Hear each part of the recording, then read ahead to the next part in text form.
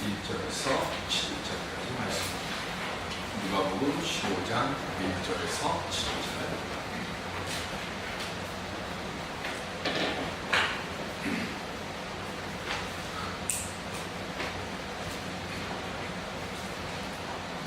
모든 세리와 죄인들이 말씀을 들으러 가까이 나오니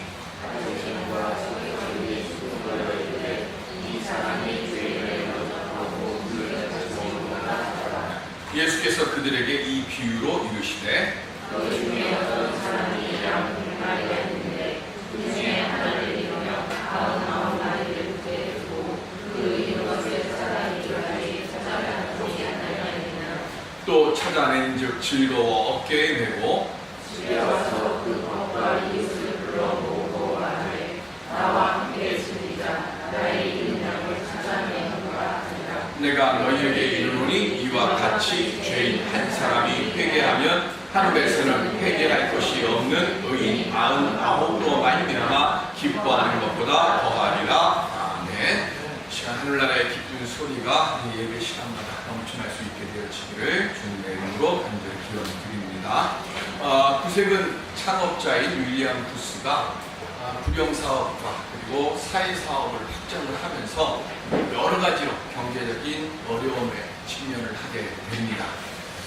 그래서 어떻게 하면 좋을까라고 하는데 마침 엘리자베스 여왕이 이 윌리엄 부스를 초대를 했습니다. 그래서 스태프들은 여왕님이 부르시니까 여왕님으로부터 도움을 받을 수 있는 아주 좋은 기회가 왔다고 기대에 찼어요. 그래서 드디어 여왕을 만납니다. 여왕은 윌리엄 부스에게 지금까지 행했던 사회사업의 업적을 치하하면서 내가 뭐 좀 도와주고 싶은데 뭐 도와줄 일이 있겠습니까? 하고 물었습니다. 당연히 좀 재정적으로 어려우니까 좀 도와주십시오. 이런 말을 할 줄 알았는데 윌리엄 부스는 전도자에게 잃어버린 영혼의 구원 말고 무엇을 구할 일이 있겠습니까? 더 많은 영혼을 저희가 구원할 수 있도록 기도해 주시면 고맙겠습니다. 라고 이야기하고 나왔습니다.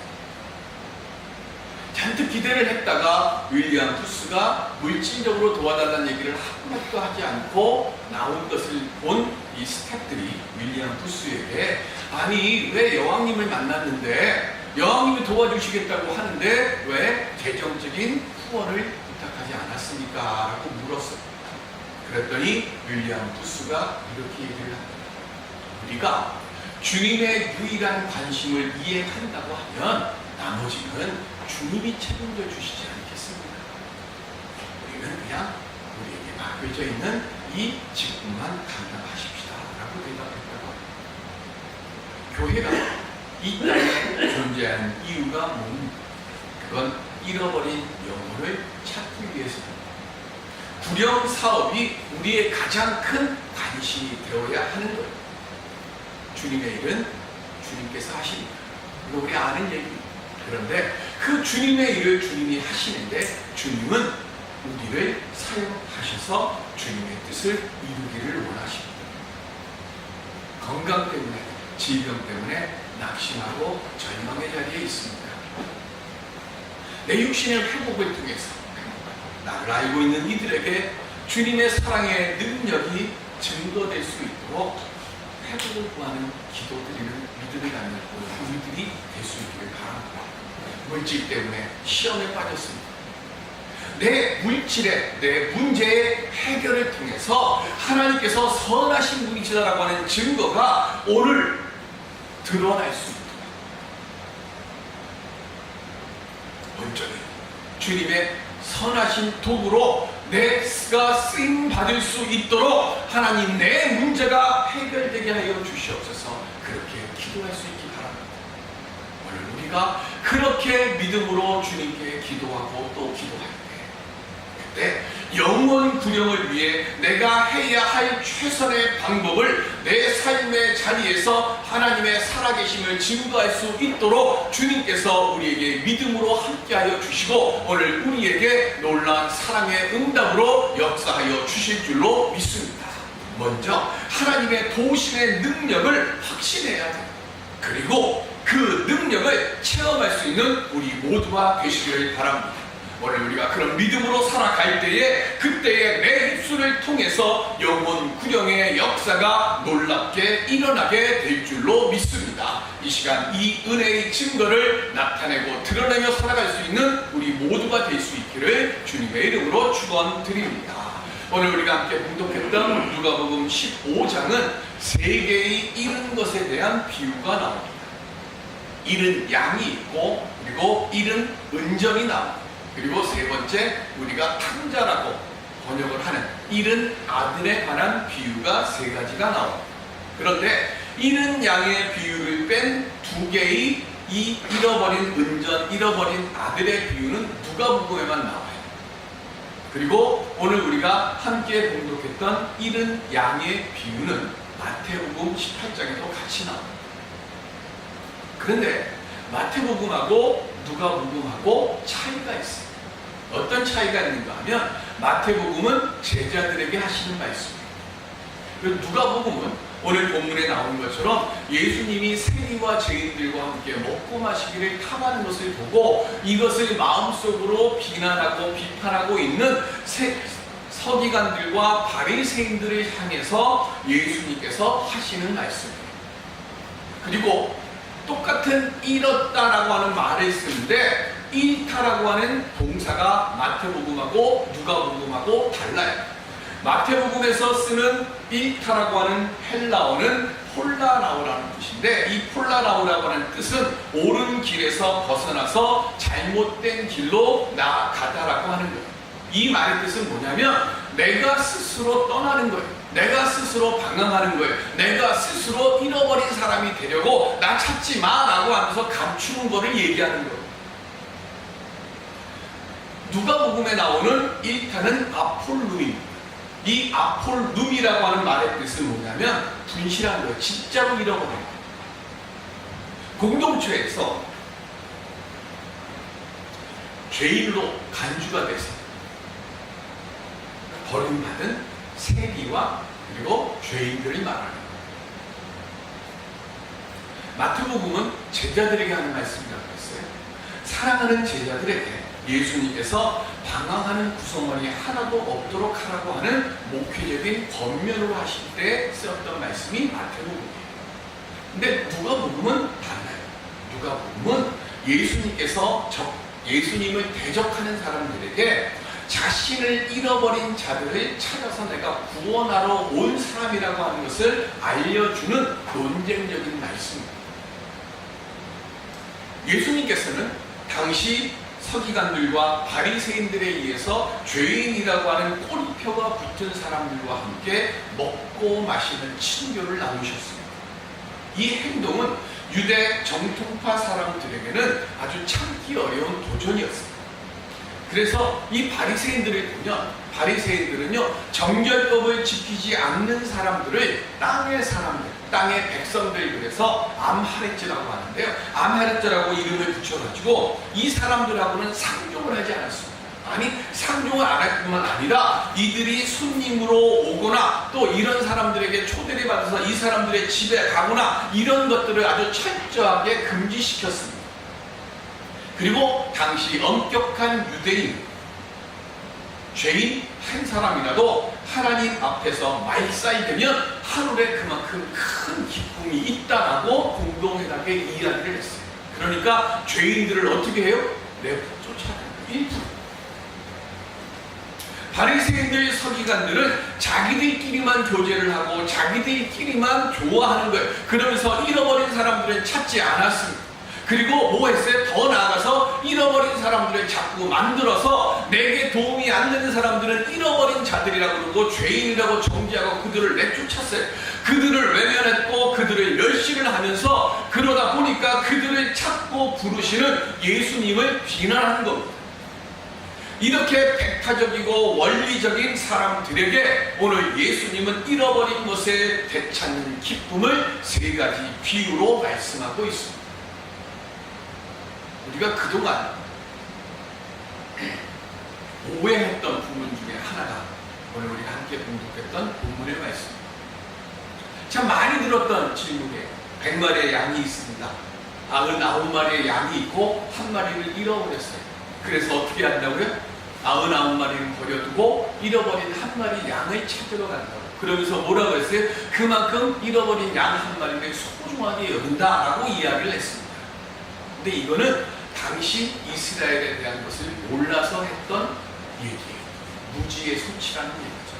얼마 전에 지금 문헌들 속에서 이게 여태까지 안 보여지다가 요새 들어와서 이것이 밝혀진 거예요. 옛날 예수님 당시에 그때의 양은요, 어느 개인의 소유의 양이 아니었어요. 그 동네에서 키우는 양은 그 동네 공동 소유입니다. 그리고 목자도 한 명이 아니라 최소 둘, 많으면 넷, 좀 더 많으면 6명 정도의 목자가 있습니다. 그리고 하루를 지내다가 양을 한 마리 잃어버렸어요. 그러면 어떻게 되는가 하면 지금 양을 돌보고 있는 이 목자들은 그냥 양만 키우는 목자가 아니에요. 이 목자들 중에는 뭐가 있는가 하면 추노처럼 도망가버린 노예를 찾아가지고 전문적으로 그것을 행해서 노예들을 붙잡아 오는 사람들처럼 잃어버린 양들을 추적하는 데 전문가인 목자가 반드시 그 목자들 안에 있는 거예요. 마을 목자 안에. 그래서 이 목자는 멀게는 수십 킬로만큼 떨어져 있는 양의 발자국을 추적해가지고 그 잃어버린 양을 찾아갖고 오는 거예요. 오늘 지금 예수님이 하시는 이 말씀은 바로 그 당시 그 상황 속에서 하시는 말씀이에요. 그러니까 양을 샜는데 99마리는 있고 한 마리는 없어요. 그럼 어떻게 하는가 하면 나머지 목자들이 양 99마리를 데리고 자기의 공동 소유의 목장으로 데리고 들어갑니다. 그리고 추적군인 이 목자는 한 명 내지 2명이 이 양의 흔적을 찾아서 추적해가는 거예요. 추적하고 돌아간 목자가 마을에 가서 뭐라고 얘기하는가 하면 지금 양 한 마리를 아니면 양 2마리를 잃어버렸는데 이 잃어버린 양을 지금 찾으려고 추격자인 목자들이 갔으니까 이제 목자가 돌아올 시간이 되면 우리 저쪽을 한번 보자고 이쪽으로 들어올 거라고 이야기를 하는 거예요. 그래서 마을 사람들이 해질녘쯤 돼서 해가 지면 무조건 들어와야 돼요. 안 들어오면 일이나 늑대나 승냥이 들 때가 많아가지고 그 양도 죽고 목자도 위험하니까. 그래서 해지기 전에 해질녘쯤 해갖고 목자가 들어오는 쪽을 바라보는 거예요. 그러면 그때 양을 찾은 목자가 어깨에다가, 얘도 얼마나 피곤하겠어요. 그러니까 양을 어깨에다가 딱 짊어매고 목자가 저쪽 언덕배기에서 쭉 넘어오면 마을 사람들이 그걸 보고 사람들이 나와서 박수치고 함성을 치고 잃어버린 양을 찾아왔다고 막 기뻐하고 좋아하는 거예요. 예수님이 하신 말씀은 지금 누가복음 15장에 있는 잃어버린 양의 비유는 바로 그 마을의 이야기를 지금 예수님께서 하시는 거예요. 그러니까 여러분들 다 팽개치고 잃어버린 양 한 마리 찾으러 나가는 게 아니라 여러분들은 또 다른 목자들이 여러분들을 안전하게 지켜주고 있는 거예요. 근데 이거를 그냥 저도 전도사 때 그렇게 배웠으니까 99마리는 내버려 두고 한 마리 잃어버린 양이 소중하니까 그거 찾으러 간다고 그렇게 이야기를 했단 말이에요. 그게 아니라 99마리는 안전하게 다른 목자들이 지켜주는 거예요. 예수님께서 왜 이 잃어버린 양의 비유를 말씀하셨을까요? 하나님께서 원하시고 기뻐하시는 것은 한 사람의 죄인이 회개하고 돌아올 때라는 거예요. 내 스스로 방황해서 떠난 사람이든 내가 그곳에 머물러 있지 못할 상황이 돼서 잃어버린 사람이 되어졌든 그 잃어버린 사람, 스스로 나간 사람, 그 한 사람, 한 영혼이 돌아오면 천국에서 잔치를 벌일 만큼 기뻐한다는 것을 말씀하는 거예요. 이 기쁨을 알려면 맛을 알아야 돼요. 무슨 맛을 알아야 됩니까? 시편 34편 8절 말씀. 시작. 너희는 여호와의 선하심을 맛보아 알지어다. 그에게 피하는 자는 복이 있도다. 아멘. 여러분들 하나님을 만나는 맛을 알아야 되는 거예요. 요즘 인터넷에 이영자 이름 치면 개그우먼 이영자가 나오는 게 아니라 뭐가 제일 먼저 떠요? 관련 검색어에 이영자 맛집 리스트가 쫙 떠요. 그리고 텔레비전에서 방송했던 그 영상들이 막 떠요. 근데 저도 그래서 한번 봤어요. 정말 먹고 싶어져요. 이영자가 설명하면 그게 음식이 뭔지도 모르는데 먹고 싶어져. 야, 어쩌면 그렇게 설명을 맛깔나게 잘하는지. 그리고 한번 설명을 하고 맛깔나게 설명을 하면 그 다음날 어김없이 그 음식점은 미어 터져. 안성휴게소인가요? 뭐 어디 휴게소에서 뭐가 맛있다 그러니까 사람들이 여기저기서 와가지고 그 물건만 동의하는 거예요. 그래가지고 이영자한테 연락을 해갖고 왜 우리 휴게소를 소개를 안 해주냐고, 우리 휴게소도 소개해주려고. 그러니까 이영자가 이건 제가 깜빡했다고, 그건 내가 다음에 꼭 해줄게. 뭐 맛있다 그러고 뭐 멋있다 그러면 그렇게 사람들이 몰려가요. 그런데 이 영적인 맛과 기쁨을 얻기 위해서 얼마나 열심히 있었습니다.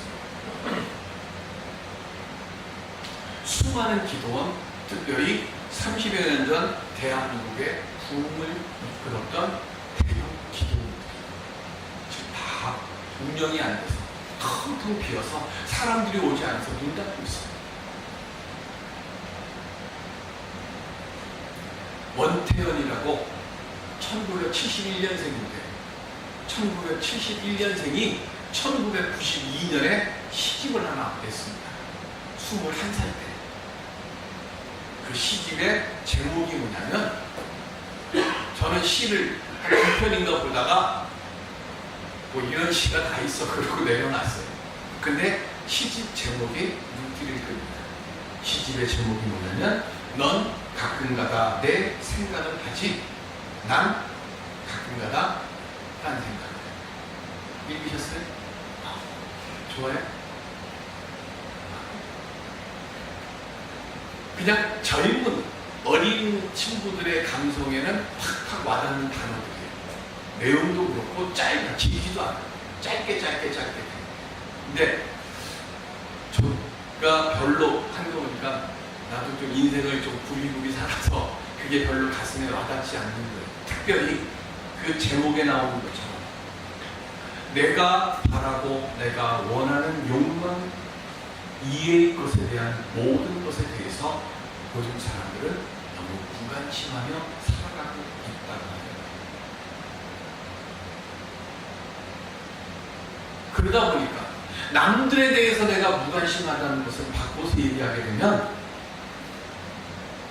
내가 스스로 외로움을 만들면서 살아간다.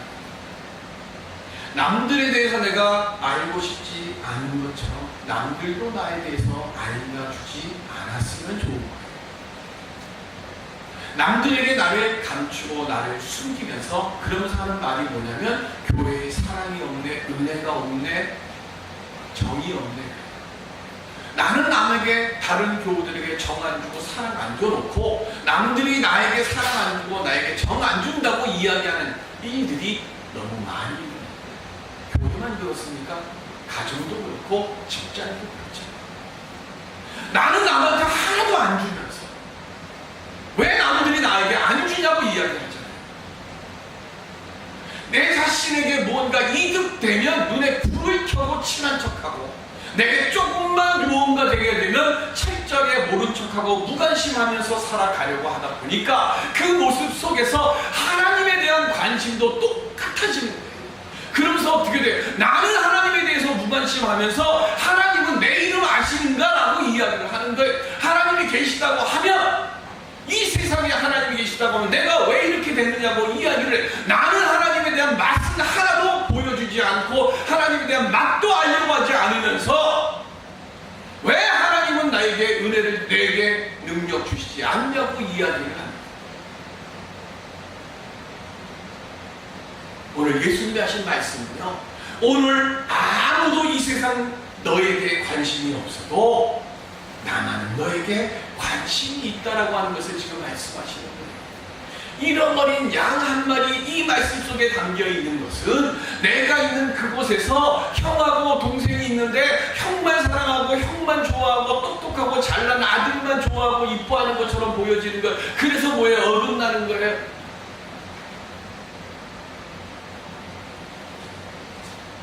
김종국 형이 성형외과 의사예요. 제가 그 김종국 얘기 딱 들으면서 내가 참 힘들게 컸겠다 그 생각이 딱 드는.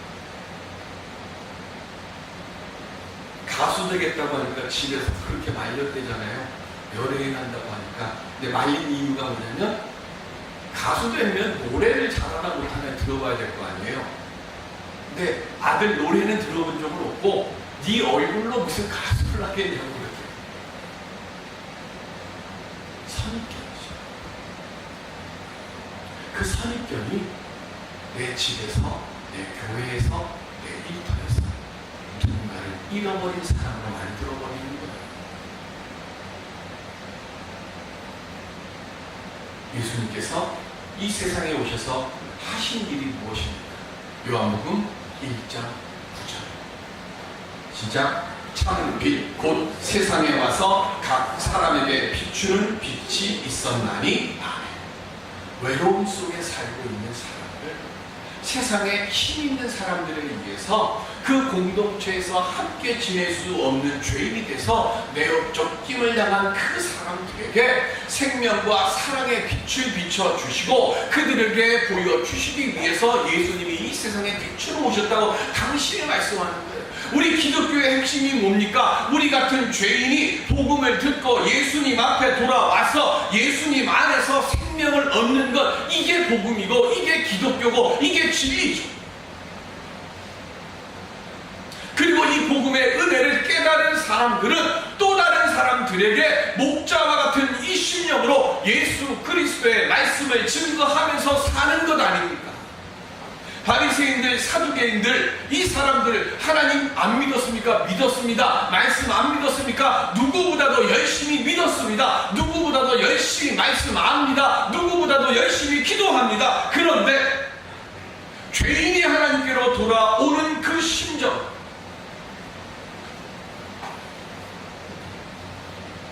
살아가는 것은 불가능하다고 답을 써놨어요. 죄인은 우리하고 분리되어져야 한다고, 불가능하다고 여겼어요. 그래서 죄인과 의인이라고 여기는 자신들을 철저하게 나누는 거예요. 그래서 한 명의 죄인이라도 더 찾아가지고 뭐해요? 그들을 내어 쫓는 것이 자기들의 임명이라고 그랬고, 오늘 우리의 임무 중에 하나가 뭐예요? 한 명의 죄인을 내어 쫓았으니까 우리는 오늘 하루 하늘나라에 좀 더 가까워졌다고 스스로 위안 삼았어요. 왜 그렇게 됐습니까? 말씀에 대한 편견을 가지고. 오늘 우리 모습은 어떻습니까? 우리들도 죄인과 의인들을 분리하며 살아가고 있지는 않습니다. 저 사람은 아무리 해도 예수 믿을 수 없어, 아무래도 저 사람은 절대로 신앙을 가질 수 없어 하면서 사람들을 판단하고 평가하고 있지는 않습니까? 사도행전 7장 58절에 보면 시작. 성 밖으로 내치고 돌로 치세 증인들이 옷을 벗어 사울이라는 청년의 발 앞에 두니라. 바울은 스데반 집사가 돌에 맞아 죽는 걸 당연하다고 여겼습니다. 더 나가서 어떻게 합니까? 위임장 받아가지고 다메섹에 가서 예수 믿는 사람들을 붙잡아 오르고 그 길에 나서다가 예수님을 만나서 거꾸러졌습니다. 교회 핍박에 누구보다도 앞장섰던 사람으로 소문이 났던 사람이에요.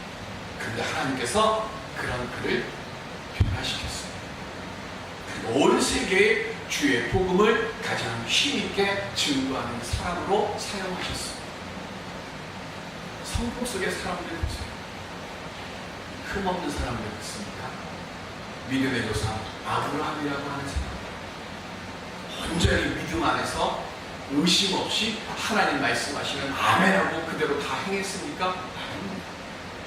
모세, 다윗 다 하나님의 뜻에 거슬렸고요. 다 하나님 앞에 범죄한 일들도 행했습니다. 세상은 사람의 변화를 믿지 못하고 깨닫지 못합니다. 그러나 신유의 능력, 기도의 응답의 능력을 받기 원하신다.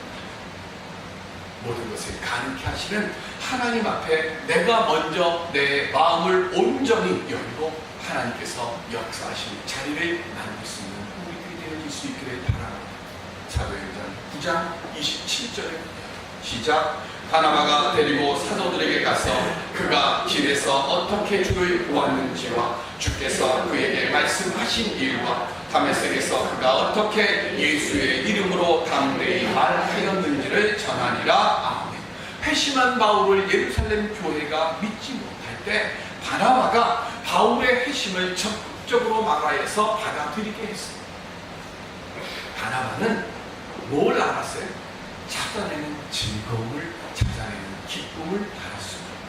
그래서 그 역사를 통해서 복음의 큰 역사가 일어날 수 있도록 하나님의 사랑으로 바로 섰고 바로 세워줬습니다. 바나바와 같은 믿음의 사람들이 될 수 있기를 바랍니다. 그때에 우리 교회 위에, 우리 가정 위에 큰 기쁨이 넘쳐나게 될 것이고 기도 응답의 역사가 우리 안에 넘쳐나게 될 줄로 믿습니다. 단단하고 정죄하는 심령이 아니라 함께 기뻐하고 감사하는 믿음의 공동체가 되려고 할 때에 그때에 우리 안에 큰 기쁨이 더하게 되어질 것이고 그 기쁨의 믿음이 준비되어 있는 그 모습을 통해서 하나님께서 우리 믿음의 기도의 제목들 위에 성령으로 응답해 주시고 역사해 주실 줄로 믿습니다. 이 시간 이 은혜의 놀라운 역사 응답을 만들어 가는 찾아내는 기쁨이 있는 믿음의 삶을 살아갈 수 있는 우리 모두가 될 수 있기를 주님의 이름으로 축원드립니다. 기도하겠습니다.